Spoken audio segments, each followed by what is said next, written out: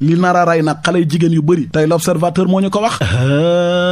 yow seetal xale yu jigéen daal xam nga lu ñu xewal li ñuy wax opération esthétique maanaam xale yu jigéen yi yàq na fa ñu bëgg a xam ginnaaw gu rëy gu ponkal moo tax fa ñuy dem ñu leen di defal genre opéré jël graisse dugal ko seen yaram wi seen ginnaaw gi lépp ngir mu rëy yéene kaay bi ne risque bi ci nekk nag mooy na fa lay rey yow xale bu jigéen bi waa ma ne xam nga démb rek waxoon naa leen ko fi bëgg boo solee tubay ñu ne farafet wala tay baas ak lu munti doon tax nga dugg ci wàllu opéré jël sa ginnaaw gi di ci def yoo xam ne fa lay mujj rey ana loolu lu ko fi jar nekk xale bu jigéen sew ruuj am wér-gi-yaram moo gën fukki yoon ak juróom nga dugg ci loo xam ne fa lay rey ay waay lii tamit mbaa jàmm la ne jàngalekat bi nga xam ne fañ koo dóor ba mu dee ci xanam gu ñaaw muy Alain Kali tax na mbootaayu syndicat jàngalekat yi ñuy wax G7 fa ñuy ñaxtu àjjuma bii ba pare amal bés boo xam ne kenn du jàngale lépp ngir ñaawlu jàngalekat boobu ñu rey enseignant bi nga xamante ne moom la ñu faat ca Thiès kaay benn dëkk ñaari gaar libération yëgle kaay def na ci enquête liggéey bu yaatu laa wax ñu jot a for ci li nga xamante ni moom moo di résultat yi enquête yi yëgle kaay gi naan man élément yi waaw li mu xamle mooy lii ci jëmi boppam du agression de déedéet ndax koy agressé lu mu dee la mu yor da nga ko yóbbu yëgle kaay gi naan man waa ji nag ci jëmi boppam patoom kii waaw règlement de compte la gën a jigee ndax kat waaj ci jëmi boppam fekkee nañ ko ak 800 000 yëgle kaay gi naan man aw téléphone am ci aw loxoom lépp lañ ko fekkee jëf-jëf ju ñaaw ji la kay jógul woon ngir agressé déedéet leneen na ko yëkkati woon faagaagal ay waay faat gi nga xamante ni moom la ñu faat Alain Milé yëgle kaay gi naan man libération yi wax de mbir mu metti la te doy waar yëgle kaay gi ne jël na ay coup paaka yëgle kaay gi naan man ak marto seetal ma lii paakook marto la waa ji utiliser rek ngir jëf ju ni mel marto bu taq deret la ñu gis ci wetum néewum oh lii metti na ay waay yow daan doole ko yëkkati woon boom nañu ko nii moom enseignant bi lee duna yàlla na leen yàlla yërëm soble ak pombiteer yokkut jamonoy it bu dëgmalee rek taskatu xibaar yu ci bari dañuy bind naan soble yokku na bu ko defee commerçant yi dégg ko yokk ko waaye yokkuwut lépp a ngi normal comme ça balaa ñoo tegati fitna askan wi li yokk kay mooy woyofal bi waaw cher na lool beneen bi naqari sénégalais yi te ñu koy joytu matin midi soir te opérateurs yi lànk ne du ñu jox benn explication sénégalais yi mooy connexion internet ñi koy jaay ci réew mi cher nañ liñ koy jaayee yéex na ci gaawaay te it gaaw naa jeex loolu la ñuy laaj lan ngeen ci xalaat waaw benn jakartaman la benn ay feer nekk ci tali bi rey rëcc ci accident jakartaman yi profité wala ci yàkkaale ke tamit police démb jàpp moto yi métti na BRT bi boo sàgganut dina rey Dakar dem dikk ñoom ñu ngi koy joytu ak kaas waaw Aliou Cissé dina tànn ñi war a fexe Sénégal qualifié coupe du monde suñu digganteeg Mauritanie ak RDC.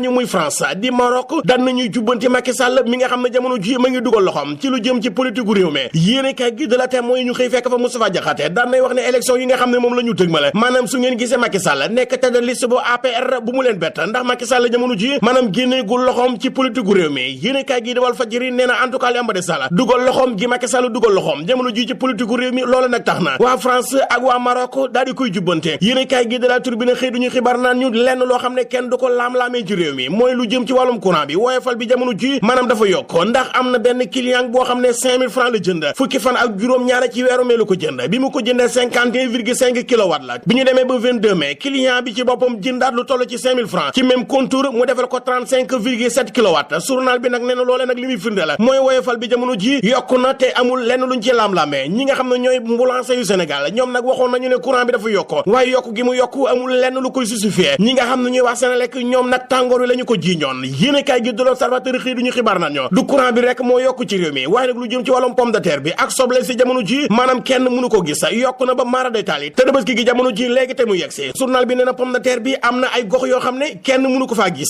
man en tout cas Bah Diakhaté ak Imam Ndaw niki altine gi dees na leen atte Tribune yéene kaay naan diggante lanceur d'alerte ak lanceur d'insulte mooy ñi nga xam ne dañuy xool yàqu-yàqu ñu jël gëtuk état teg ci ak ña nga xam ne nag dañuy wax lu ñaaw di saagaaka xaste jël baayu jàmbur ak i ndeyi jàmbur di ci teg kàddu yu ñaaw ñan nag ñoo ciy profité lii la xëy laaj ndax nag lanceur d'alerte bi bëgg na ñoŋal démocratie sim réewam waaye tam bëgg na yorin wi leer naññ ku ne la nga yor askan wépp xam naka nga ko yore waaye ka nga xam ni day saagaaka ŋàññ dëgg-dëgg ab danger la ci Sénégal goo xam ne dañoo bokk ndey bokk baay war a xàcceendoo dóorandoo Sénégal goo xam ne waxante lu ñaaw des ko fi war a teggi xastante ŋàññante saagante yebbinte ay ñu dàq ko fi bii Sénégal Tribune yéen kaay naan maan moom la ñu bëgg waaye coow la mooy suñuy njiit ci boppam lan la ñu bëgg 2 minutes pour lire l'essentiel mel ni ku naan kon xanaa wax ci teggin rek déggoo mani la ña doon saaga yóbbu nañ leen ndungu siin ba di leen atte altine le maître mot le maître mot des émots dialysés aujourd'hui est à lire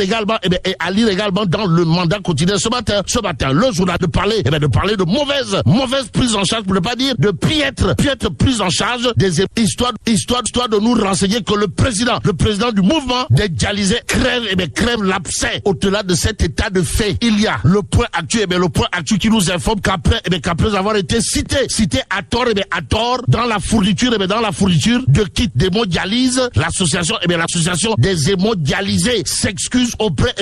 de Serigne Mboup qui aura probablement de quoi faire du turpi fait du botte. En lisant le point actuel, le journal de nous apprendre que Cissé Sarr de l'association des hémodialysés assure que les accusations à l'endroit de Serigne Mboup sont infondées, mais ce qui semble fondé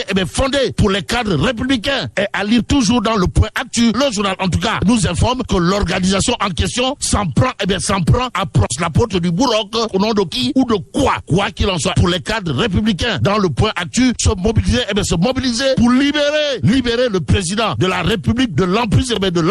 du président du PASTEF les Patriotes. Voilà en tout cas le combat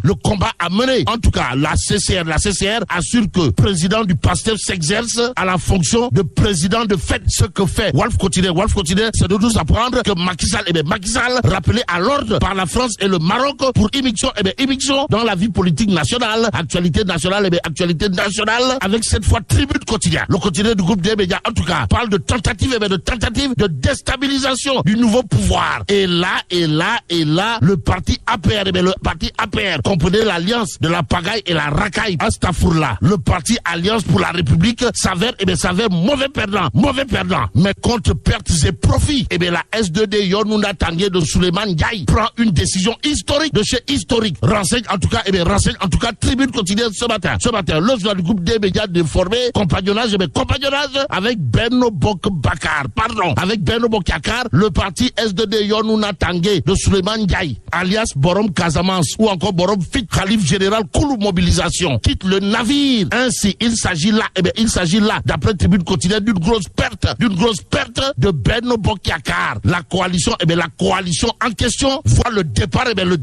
du parti S2D Yonouna Tanguay, dirigé de maître par Souleymane Ndiaye, qui a décidé de prendre son destin en main. Informe en tout cas Tribune Quotidienne ce matin. Ce matin, Enquête quotidienne parle de relations entre le maire de Dakar et le chef de l'État. Et en l'état, il s'agit là du temps de l'observation. Pour Mbere Boukek Mbam, un choki fin, un règle final ou pas. En tout cas, Sawai Faye, Biram Penda Wagan semble avoir d'autres chats à fouetter au regard de ce que nous livre le quotidien ce matin. À la une du journal, il est écrit diplomatie, voyage présidentiel, Diomaye garde le cap. Bon, après Praia aujourd'hui, le président attendu à Conakry demain. Informe le quotidien. Le journal de nous apprendre qu'il va effectuer 3 voyages en France entre juin et novembre. Cependant, il y a problème au regard de ce que nous livre l'As quotidien pour terminer. Le journal de parler de Yassine Fall, ministre des Affaires étranges. Astafourla, ministre des Affaires étrangères. En tout cas, Yassine Fall, inquiète aux affaires étrangères, informe l'As quotidien ce matin. En atteste le rappel des diplomates, la discourtoisie et la démarche hasardeuse. Bref, l'amateurisme flagrant de Ndaoussi Fall, Yassine, ministre des Affaires étrangères de son État. Et en l'État,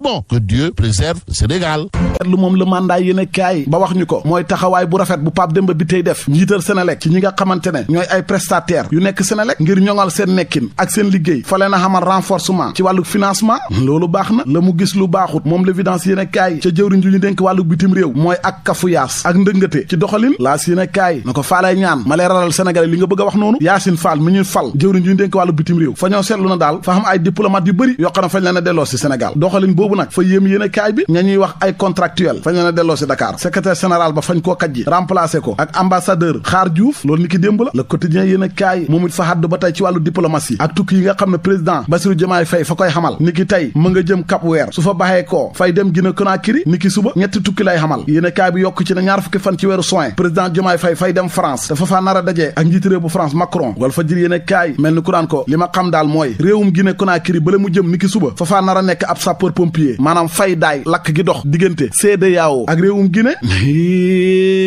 leer laneen lu leer ba yegg ca nañ ja mooy ne président Diomaye Faye fa xamal lancement ab plateforme boo xam ne fañ koo tuddee jubbanti maanaam fay sàkku ci ci sénégalais yi kenn ku nekk joxe gis-gisam ci doxalinu yoon lépp ngir ñoŋal wàllug yoon àtte ci Sénégal waaye sénégalais yi tamit wax seen xalaat ci thème bi ñu war a waxtaanee ci dialogue national bi nga xam ne 28 mai 2024 bi lañ ko fas yéene xamal jëm ci xool naka la ñuy jubbantee wàllug yoon ba yëf yi jaar yoon li tax président Diomaye Faye def loolu nee na xàtte suñ koy def pour askan wi la kon askan wi foo war a joxe xalaatam lii rëq-rëq ak dëng-dëng ñu war koo jubbanti ci wàllug yoon ñu jubbanti ko regard yéen kaay moo ñu ko xamal l'observateur mel ni ku koy wax naan président li ngeen war a jubbanti nag mooy dund gu cher gi rawatina nag tabaski bii di ñëw fi mu toll nii soble ak pompiteer njëg li fa yokk pompiteer sax am na diiwaan yoo xam ne xamatul fa fi mu toll nii cadre APR yi na ko faala ci yokkal leneen loo xam ne président Diomaye Faye fa ko war a lijjanti te mooy doxalinu Ousmane Sonko fa mel ni daal Ousmane Sonko mooy président bu Sénégal ndax doxalinam ña ngi ko waxee ci Les Échos yéen kaay Sud Quotidien mel ni ku naan waa APR yi fa mel ni waxu opposant rek ngeen di wax waaye dëgg-dëgg dialogue national bii jëm ci wàllu seetaat justice yoon ni muy doxee ñu amal ci ndëpp national jubbanti ko loolu moo gën a nekk farata te ci loolu la nekk L'éveil yéen kaay na ko am na leneen sax lu mu def moom Bassirou Diomaye Faye lu gën a amati solo te mooy wàññi njëgu engrais gi ba tax baykat yi fañ cee kontaan bés bi yéen kaay ne njabootu sandarma bi ñuy wax Didier Badji ak beneen sandarma bi ñu doon wax Fulbert Sambou fa ñoo porter plainte ci kanam attekat ba jëmale ko ci Bah Diakhaté ak Ahmed Suzanne Camara ngir ñu andi ay leeral ci seen ñaari doom yooyu nga xam ne fa ñoo réer faatu nañ kenn gisul leen ñu leeral ko ak kàddu yi ñu fi waxoon ba tax yéen kaay bi ne hé mbiru Fulbert Sambou yi ak Didier Badji bi yëngatuwaat na de bu dee fañ leen a rey faaw ñu xam ñu leen rey fa war a leer. président Bassirou Diomaye Diakhar Faye war naa dem Guinée Conakry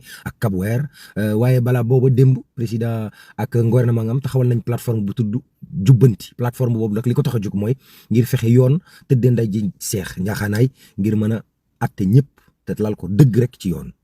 waaw ñu nekkoon président Bassirou Diomaye Diakhar Faye war naa gisante ak Emmanuel Macron le 20 juin lay doon la yegg seegul ku jégi Bah Diakhaté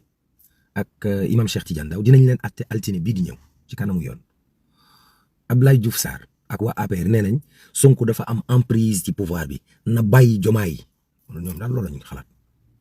Ce vendredi 24 mai, Aliou Cissé, le coach national, doit publier sa liste pour les 3e et 4e journées de qualification au Mondial 2026 face à la RD Congo. Match prévu le 6 juin et l'autre match sera entre le Sénégal et la Mauritanie, prévu le 9 juin. Et à l'heure de faire le choix, le sélectionneur des Lions de la Teranga aura sans doute des soucis à se faire concernant l'attaque, ce qui pousse Stade, le quotidien du sport, à s'interroger quelle attaque pour les Lions. En effet, plusieurs avant-centres sont soit hors de forme, soit inefficaces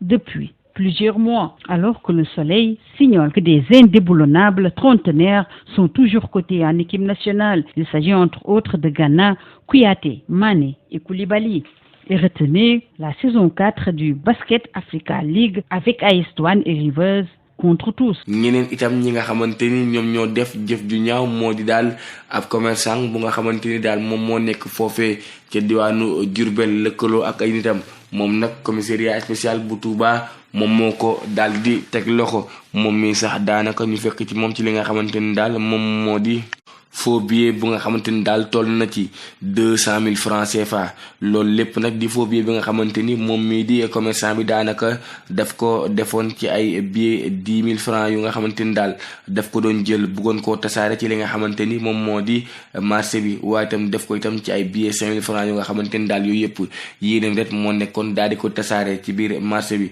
mu nekk nag mbir mu nga xamante ni daal daanaka ab deal bu mu bëggoon teg ab commerçant moo waral mu daal di feeñ loolee sax moo waral ñu daal di woo commissariat spécial bu Touba daal di ñëw teg ko loxo moom waa gi nag gannaaw sax enquête yi nga xamante ni amaloon na ko diggante moom ak ñi nga xamante ni ñoom ñoo di enquêteurs yi daal dinay avoué ni que mbir mi moom moo ko def gannaaw bi nga xamante ni nag enquête yi buur na moom ak keneen ko nga xamante ni ñoom ñaar ñoom ñoo lëkkaloo woon ñaawteef yooyee daal dinañ koy defeere ca parquet bu Diourbel mu nekk nag mbir mu nga xamante ni jamono bi nemmeeku dañ ko foofee ci diwaanu Touba yéene saay ay nit dañ fay ñëw ngir wane yenn jubadi ji nga xamante ni daal daanaka faux billet la ñu jël dugal ko ci biir marché bi ñu wax itam ci relation amoureuse bi nga xamante ni daal daanaka foofee ci kanamu tribunal bu Louga la daal di mujj élève bi nga xamante ni nag daanaka sax moom mu ngi tudd NG moom sax di def classe bi nga xamante ni moom moo di seconde moom lañ daal di yóbbu ca kanamu yoon moom sax daanaka am loo toll ci 20 fukki at liñ koy toppee rek moom moo di yàq ab ëmb bu nga xamante ni daal ci ñetti semaine mbaa ñeenti semaine dong la toll moom sax daanaka gannaaw ab relation bi nga xamante ni daal amoon na ko ak benn waaju nga xamante ni ñoom ñaar dañoo sekkoon ngoro waral nag mu jëlee ci ab ëmb boobee nag gannaaw ba nga xamante ni nag bëggoon na koo yàq mu daal di feeñ loolee sax moom moo waral commissariat urbain de Linguère daal di fexe daal ba teg ko loxo moom nag gannaaw ay enquête ñu daal di ko yóbbu ci kanamu yoon moom mi di lycéen bi nag daal dinay wax dëgg bi nee na nag moom mii daanaka ab faram moom moo ko daal di ëmbal loolee nag ngir bañoon nag ñi nga xamante ni ñoom ñoo di ay jegeñaaleem daal di koy xam waral nag mu bëggoon di daal di dindi li nga xamante ni moom moo di ëmb boobee moom sax ni mu defee ba yàq ëmb bi moo di daal ay médicaments yu nga xamante ni daf ko daal di commandé via les réseaux sociaux loolee nag gannaaw bu mu ko jëlee andil ko ab effet secondaire bu nga xamante ni daal nees tut mu xaw cee dee loolee gannaaw nag ba nga xamante ni dem na sax ci hôpital loolee moom moo ko daal di feeñal ci la ñu woowee ñi nga xamante ni ñoom ñoo di takk der yi ñoom nag biñ leen woowee daanaka sax ñuy bisee l'enquête xam ni daal xale bu jigéen boobee dafa doon yàq li nga xamante ni moom moo di ëmbam ci lañ ko daal tegee loxo moom saa itam daal dinay wax turu ki nga xamante ni moom moo ko ëmbal ak ki ko digaloon ngir mu yàq ëmb bi waaye kookee fekk na mu daal di génn dëkk ba ndax nag nekkoon na rek nit ku nga xamante ni dafa ñëwoon foofee ci dëkk ba ngir daan si doole waaye dëkkul foofu kookee nag jamono bii yoon mu ngi koy woo waaye moom xale bu jigéen bi nag ba tey jii nii dañ ko daal di renvoyer ndax ba tey nag àttekat bi waxagul kañ la ñu koy daal di daan bi nga xamante ni moom la yellool. li nga xamante ni moo di xibaar yi donc ngeen gis nag xibaar yi li ci gën a fës bokk na ci enseignant bi nga xamante ni moom la ñu daal di boom ca fa nga xamante ni moo di ca Thiès kaay benn dëkk ñaari gaar mu nekk mbir moo xamante ni mbir mu doy waar la ñëpp di ko waxtaane rek waaye nee ñu nag mbir mu ni mel dàq nañ li jëm ci wàllum agression ndax nit ki boo koy agressé sax xanaa di nga jël la nga xamante ni moo di koppar ya mu làmboo waaye itam di nga jël aw téléphone am mbaa leneen ak leneen waaye fekk nañ ko 800 000 ak aw téléphone am muy mel ni daal ki jëf-jëf ju ni mel agression daa mel ni tax ko woon a jóg waaye faj lenn loo xamante ni xëy na dox na seen diggante ñoom ñaar moo ko taxan a jóg Dakar dem dikk BRT bi daal dina koy faagaagal mu nekk mbir moo xamante ni tamit mbir mu doy waar la victime yi nga xamante ni moom la BRT bi gën a njëkk a def rek muy BRT fait ses premières victimes des lignes de Dakar dem dikk ci jëmi boppam des ko daal di supprimer mbokk yi ci leneen li nga xamante ni rek moom la ñuy waxtaan ak yéen mooy Bah Diakhaté ak Imam Ndaw mi nga xamante ni moom la ñuy jàpp te war leen a jugé ni ki altine gi nu jëm waa APR Benno Bokk Yaakaar taxaw tem rek ci ñu libéré ki nga xamante ni moo di activiste bii di Bah Diakhaté mbokk yi leneen loo xamante ni loolu la ñuy waxtaane mooy wàllum tàggat yaram nee naa leen ko Aliou Cissé fi toll ni tembe war naa fësal aw listam rek ngir match bi ñu am diggante RDC ak Mauritanie équation bi mu am nag mooy attaquant bi ana kan la fa war a teg Boulaye Dia bu génnee itam kii di wëccu turu Chérif Ndiaye dikkaat na dugg na ci li nga xamante ni moom moo di géew bi mbokk yi nag ñu jaajëfal leen bu baax a baax waaye itam kontaane leen ci déglu gi teewlu gi ak topp gi saa su nekk rek ñu koy àndee café gi des koy xelli gaa ñi naan ko ba si mu leexu nag waaw mbokk yi xarit yeeg dëkkandoo yi ñu jox leen dig daje kon ba suba ak jàmm ak salaam yàlla na ko yàlla def ci réew askan sunu gaal ñu jaajëfal leen bu baax a baax jox leen seen wàcc waaye di leen jox dig daje jërë ngeen jëf. salaamaaleykum sama gars j'espère que vous allez bien. dikkati naa. dalee na jàmm. lu yëglekaay bi xëyee tey ma daal di leen koy yër. Sénégal, bonjour. chers jeunes de du enquête 221 dal leen jàmm ci li gën a fës ci yëglekaay yi. Mesdames et messieurs, bonjour. nuy naa ñëpp fii laay tàmbali génn ci seen revue de presse teel sa kaas ko nga guux bala ngay naan bay simbuleexu moox la li xew ci réew maskanu sunu gaal gi jërë ngeen jëw ahlan bikum mais da ngay seet loolu rek mbaa yéen a nga ca seet ay nag yàlla baax na ñu yendoog jàmm ba suba ak jàmm incha allah yendoog jàmm. C'est tout à vos journaux et très bonne lecture. Mais la ti dong de ci Allah fu ñu jëbati bon que Dieu préserve le Sénégal. ak lu mën a mbokk yi ñu ñaan jàmm te yendoog jàmm. tey lii loolu moom doy na waar di waaye lu mu doy waar buñ fàtte mukk ne suul gaz du ko teree xeeñ dawi taxulaa rëcc parce que Diomaye Sonko te Sonko Diomaye boo paree ma ne la alaaji si laatit bu baaxee rek ba sama clavier ñu dem ba suba ak jàmm ak salaam yéen a ngi doon déglu seen revue de presse wolof ak Fall Damel Jàkkin Jóob ñu yendoog jàmm ba ëllëg incha allah.